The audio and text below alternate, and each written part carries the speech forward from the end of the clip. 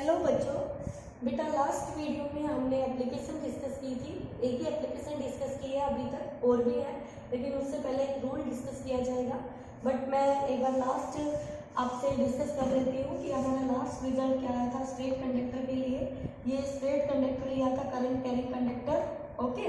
और इस केस में जो मैग्नेटिक फील्ड आया था वो भी आपका आया था mu not upon 4 pi I by A sine phi 1 plus sine phi 2। बेटा ये रिजल्ट आया था। अब इस रिजल्ट से अगर आपको पता है ए क्या है, परपेंडिकुलर डिस्टेंस है उस पॉइंट का जिस पॉइंट पर मैग्नेटिक फील्ड फाइंड आउट करना है from the current carrying conductor, okay. तो यहाँ से वो डिस्टेंस जितना ज़्यादा होगा मैग्नेटिक फील्ड उतना ही कम होगा। तो बी जो है वो इन्वर्सली आ जाता है किसके, ए के। तो आपसे ग्राफ अगर पूछा जाए बी और ए में, तो ग्राफ इन्वर्सली के लिए कैसा ग्राफ बनता है बेटा, ये हाइपरबोला आपका। तो इस तरह से आप ग्राफ भी ड्रॉ कर सकते हैं, ओके बच्चों। आपको बता रखिए जनरल ग्राफ है, डायरेक्टली में कौन सा स्ट्रेट लाइन, इन्वर्सली में कौन सा आता है आपका हाइपरबोला आता है, और क्वाड्रेटिक इक्वेशन आती है पैराबोला वाली इक्वेशन, तो उसमें कैसा आपका ग्राफ बनता है, ओके। तो ये रिजल्ट आपको याद रखने हैं और उन रिजल्ट के कंक्लूजन, ओके बेटा। चलिए तो आगे देखते हैं। जो right hand thumb rule, magnetic field की जो डायरेक्शन है वो हम राइट हैंड थंब रूल से देते हैं। अब कैसे देते हैं वो देखिए। जैसे ये करंट कैरिंग कंडक्टर है आपका, इस कंडक्टर में ये करंट जा रहा है और आप देखना चाहते हैं कि इसके चारों तरफ मैग्नेटिक फील्ड कैसी होगी, तो वो मैग्नेटिक फील्ड कैसे दी जाएगी, इस थंब रूल से। तो आपको करना क्या है बेटा, ये आपका राइट हैंड है, ओके, ये मेरा राइट हैंड है। इस राइट हैंड का जो थंब है वो हमें करंट की डायरेक्शन देगा, यानी थंब को हम किस में लगा दें, करंट की डायरेक्शन में लगा दें। और फिर हम अपनी फिंगर्स को क्या कर ले, कर्ल कर ले। तो जो डायरेक्शन कर्लिंग ऑफ फिंगर्स की होगी वही डायरेक्शन हमारी मैग्नेटिक फील्ड लाइंस की होगी, ओके। तो इसमें देखना, अगर मैं थंब को ऐसे लगाती हूँ क्योंकि करंट इस तरफ जा रहा है तो ये ऐसे जा रहा है, तो जो फिंगर्स मेरी है वो यूं कर्ल होगी बेटा। तो अगर आपका ये चौक है, इस चौक को मैं कंडक्टर मान लूँ और इसमें करंट यूं फ्लो कर रहा है, ये डायरेक्शन में फ्लो कर रहा है जो बोर्ड पे दिखाई गई है, और तो मैं इसको ऐसे अपनी मुट्ठी में बंद करूंगी कंडक्टर को, तो थंब देगा करंट की डायरेक्शन, ठीक है, और ये फिंगर्स इसके चारों तरफ ऐसे घूम रही है, ये देगी मैग्नेटिक फील्ड की डायरेक्शन, ओके बेटा। तो आपको क्लियर हो जाना चाहिए। तो यहाँ देखिए, अगर मेरे पास ये करंट कैरिंग कंडक्टर है तो जो हमारी मैग्नेटिक फील्ड लाइंस है वो कोसेंट्रिक सर्कल से दिखाई जाएगी जिनका सेंटर सेम होगा, ओके। तो देखिए ध्यान से, इस तरह से हम मैग्नेटिक फील्ड लाइंस ड्रॉ करेंगे स्ट्रेट कंडक्टर के लिए। तो अब इसमें मैं ये थंब लगाऊंगी करंट की डायरेक्शन में, और फिर ऐसे फिंगर्स ऐसे कर लोगे, ये देखो ये ऐसे कर लोगे, तो ये लाइंस ऐसे घूमेंगी, ठीक है, ये लाइंस ऐसे घूमेंगी। तो ये डायरेक्शन कैसे घूम रही है, इसके ये ऊपर करंट जा रहा है तो ये ऐसे घूम रही है, तो ये हो गई एंटी क्लॉकवाइज। कैसे घूम रही है magnetic field lines, anti clockwise. अगर करंट डाउनवर्ड होता तो कैसे घूम जाती, क्लॉकवाइज। तो ये डायरेक्शन कैसे हो गई, क्लॉकवाइज, ठीक है बेटा, कैसे हो गई, क्लॉकवाइज। तो क्लॉकवाइज में ऐसे करंट डाउनवर्ड और ये आपकी फील्ड लाइंस, ठीक है। तो उस केस में ये क्लॉकवाइज ऐसे घूमेगी, क्लॉकवाइज। तो ये ड्रॉ करनी आ जाती है बेटा कई बार 1 मार्क्स में, तो वो आपको पता होनी चाहिए, ठीक है।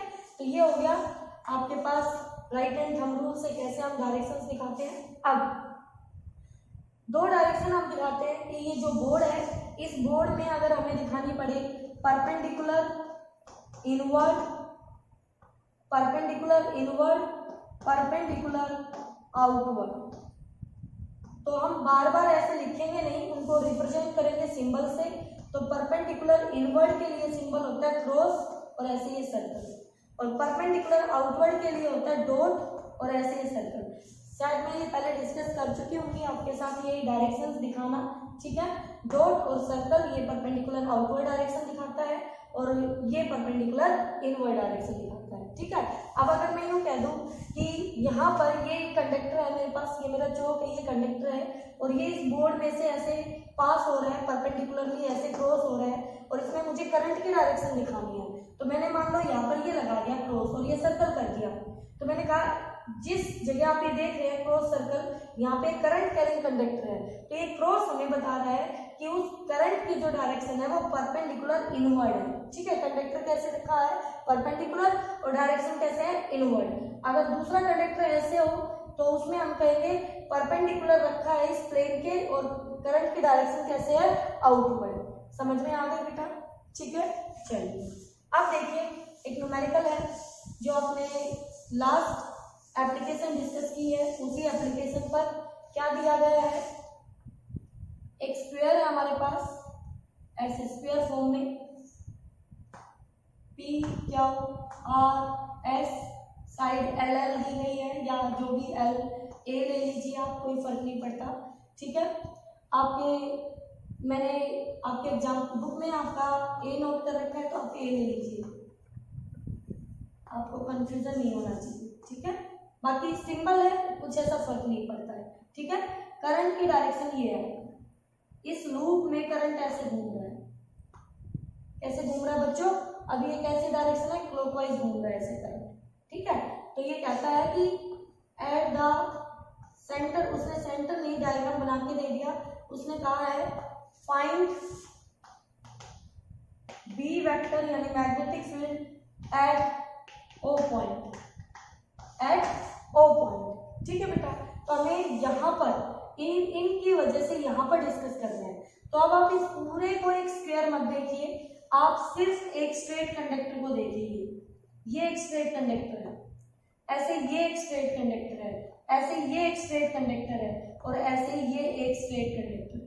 ठीक है, तो आप सिर्फ एक को देखिए, फिर बाद में और को देखेंगे आप। तो यहाँ पर दो चीजें ध्यान रखनी होगी हमें, क्योंकि सिर्फ एक कंडक्टर की वजह से नहीं निकालना है, यहाँ पे 4 कंडक्टर्स हो गए हैं, तो जो मैग्नेटिक फील्ड है उसका मैग्नीट्यूड भी और डायरेक्शन भी हमें देखनी होगी, क्योंकि इसका अलग आएगा, इसका अलग आएगा, इसका अलग आएगा, इसका अलग आएगा, तो फिर उनको ऐड करने के लिए वेक्टर लो देखने होंगे आपको। ठीक है बेटा, तो देखिए यहाँ पर मैं सिर्फ पी के ऊपर फोकस करती हूँ, तो मुझे इस ओ पॉइंट का परपेंडिकुलर डिस्टेंस निकालना होगा फर्स्ट ऑफ ऑल। तो बेटा जी ये दूरी आपको चेक करनी होगी पहले, ये दूरी चाहिए, इसका नाम ओ है तो इसको नाम ए दे दो, ओ ए। तो आप बताइए अगर ये पूरा मेरा ए है तो क्या ये a/2 होगा? क्लियर है?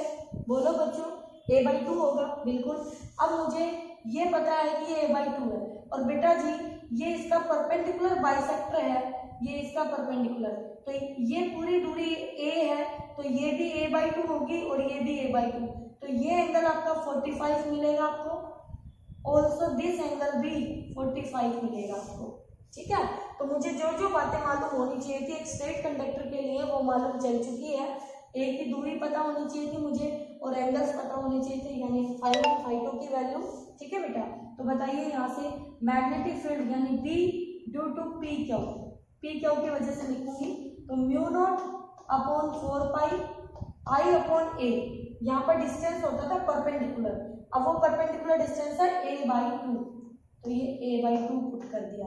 फिर ब्रैकेट में साइन फाई 1 है 45, साइन फाई 2 है 45, दोनों की वैल्यू पुट कर दी हमने।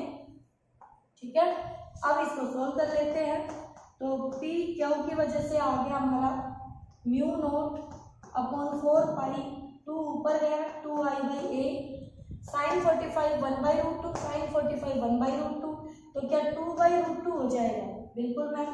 तो यहाँ से B P Q equal to हो गया बच्चों।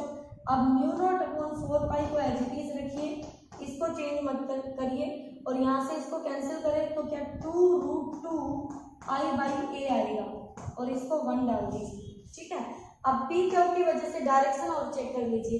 अब मैंने राइट हैंड रूल आपको बताया, अब मैं आपको एक ट्रिक बताती हूँ कि किसी पॉइंट पर अगर आपको चेक करना हो कि मैग्नेटिक फील्ड की डायरेक्शन कैसे होगी, यहाँ तो ये रूल लगाएंगे तो आप तो ये बता पाएंगे ना कि ऐसे फील्ड घूम रहा है, करंट ऊपर तो फील्ड ऐसे घूम रहा है, तो बेटा आपको पता है एक ऐसे लूप सर्कुलर लूप घूमेगी तो किसी भी पॉइंट पर जो डायरेक्शन होती है वो टेंजेंट देता है, डायरेक्शन देता है ना टेंजेंट। तो बताइए अगर करंट ऐसे ऊपर है किसी कंडक्टर में और मैग्नेटिक फील्ड लाइंस यूं घूम रही है एंटी क्लॉकवाइज, तो इस वाले पॉइंट पर क्या ये डायरेक्शन टेंजेंट यू जाएगा? बिल्कुल।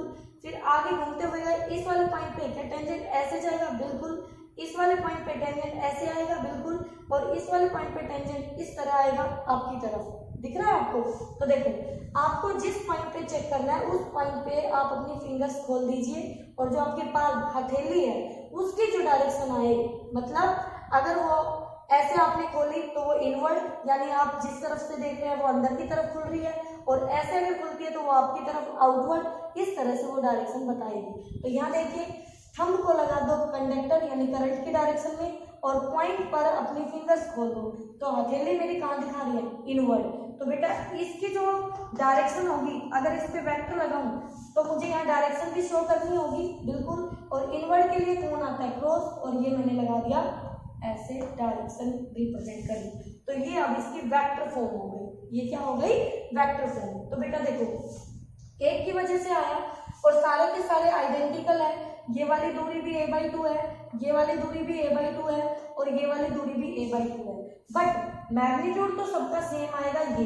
लेकिन अब देखना ये है कि डायरेक्शन क्या आती है सभी की। तो इसको देख लो, इस कंडक्टर के अलोंग ऐसे लगाया, अब भी हथेली अंदर की तरफ इशारा कर रही है, फिर इस कंडक्टर में नीचे जा रहा करंट, अब भी हथेली अंदर है बेटा, फिर इस कंडक्टर की वजह से ऐसे है, अब भी हथेली अंदर है, यानी सभी की वजह से मैग्नेटिक फील्ड इनवर्ड है। तो सिंपली हम ऐड कर सकते हैं, सिंपल जैसे एडिशन करते हैं वो। ठीक है बेटा, तो इसको 4 बार ऐड करेंगे, इसका मतलब जो टोटल होगा बी टोटल क्या वो इसका 4 टाइम्स हो जाएगा, 4 times of B of P Q. ठीक है, और डायरेक्शन के लिए ये आपका क्रॉस आ गया। ओके, तो इनवर्ड है क्रॉस, तो आप लिख सकते हैं इसको, यहाँ से क्या आ जाएगा? म्यू नॉट अपॉन 4 पाई, और बेटा 4 टाइम्स है तो ये हो गया 8√2/a इंटू आई, और ये आपका क्रॉस की direction. This is your answer. ठीक है, तो इस तरह से बेटा आपको न्यूमेरिकल करने होंगे। ये न्यूमेरिकल आपका बहुत ही इंपॉर्टेंट न्यूमेरिकल है। ठीक है, आगे देखिए, अब आपके पास है कि अगर हमारे पास कोई क्लोज लूप हो, कोई क्लोज लूप हो, जैसे ये फर्स्ट केस और ये सेकंड केस। ठीक है, PQRS PQRS।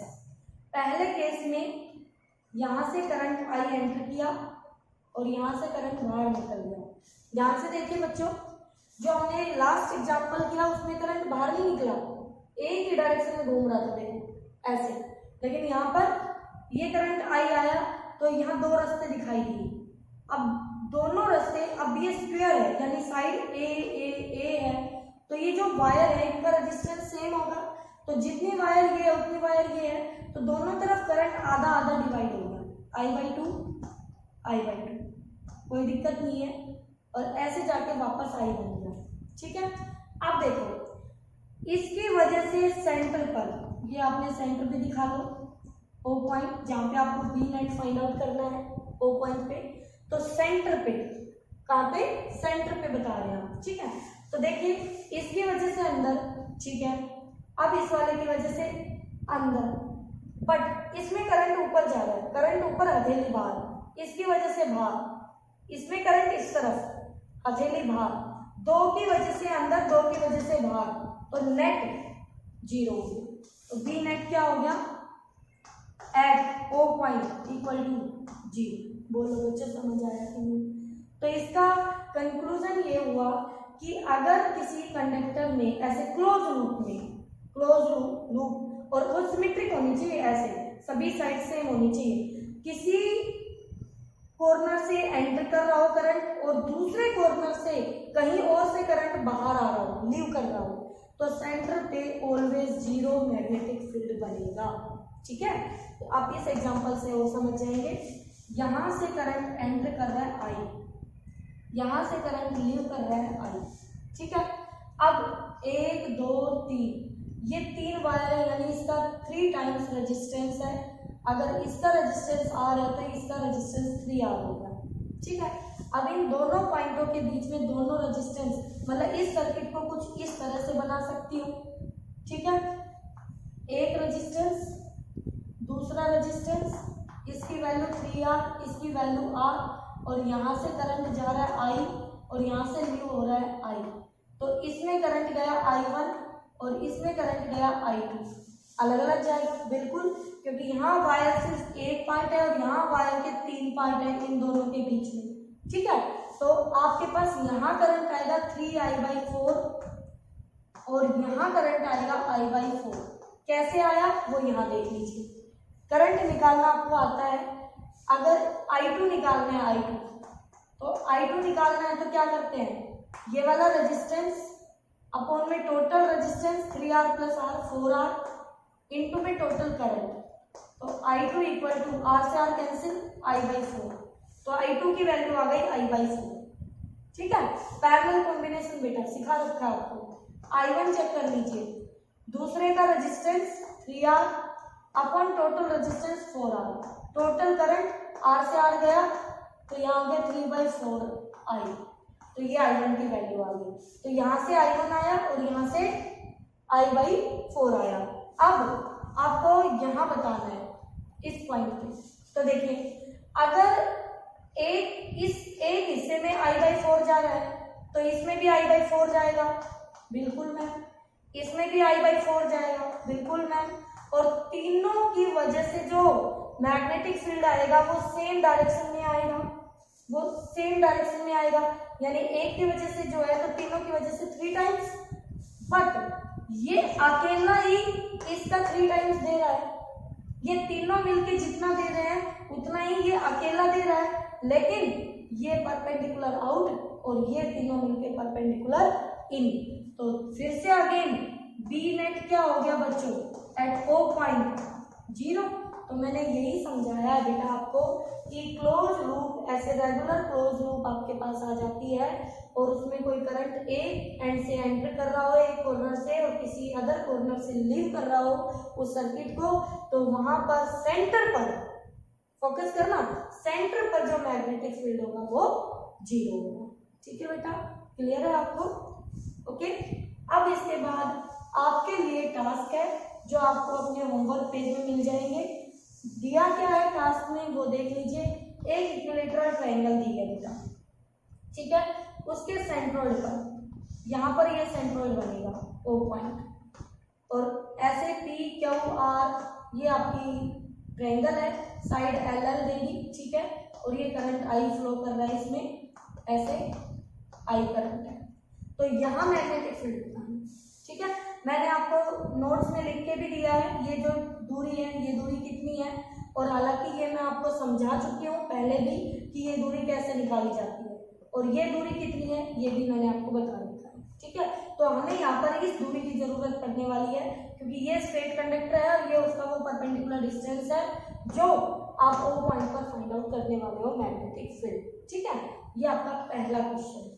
दूसरा क्वेश्चन ये है कि 2 कंडक्टर रखे हुए हैं और इस हिसाब से रखे हुए हैं, देखना ध्यान से, ये दूरी L है, ये दूरी L है, आइसोसेल्स ट्रायंगल है और ये 90 डिग्री एंगल है और ये O पॉइंट है जहाँ पे B हमें फाइंड आउट करना है, और इस पॉइंट पर कंडक्टर रखा है ऐसे, करंट कैरिंग कंडक्टर, और इस पॉइंट पर ऐसे, और आपके इनफाइनाइट लॉन्ग कंडक्टर्स रखे हुए, ठीक है, ओके।